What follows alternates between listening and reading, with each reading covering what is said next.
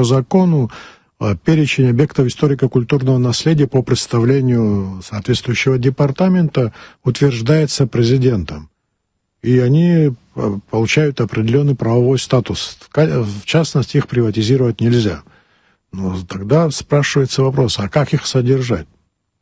Ну, государство не может их содержать. Их по этому списку 1535 объектов. Еще дополнительный список, еще есть около 100 объектов. Вы представляете? Их даже охранять невозможно. Столько финансовые ресурсы будут отвлекаться на это, бюджетных причем. Что делать? Они разрушаются. Вот мы здесь сидим, значит, в этом здании. Вот сзади этого здания купеческий дом. Уже кровля провалилась, мы ее же теряем. Мы теряем ее фактически на наших глазах с вами. И мы ничего не можем сделать.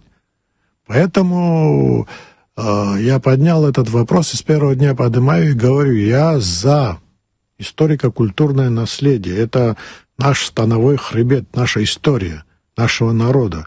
Естественно, есть объекты, которые ни при каких обстоятельствах нельзя приватизировать.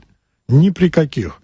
Можно приватизировать Мокский храм, или же Лохнинский, или же Бедийский, или же Пицунский. Да нет, конечно. Но есть удачные примеры, когда это работает. Какой-то купеческий дом, извините меня, 19 или начала 20 века, как вот дом купца Алоизи. Приватизировали в свое время и восстановили, и любо-дорого смотреть. Правда же? Но это же плюс.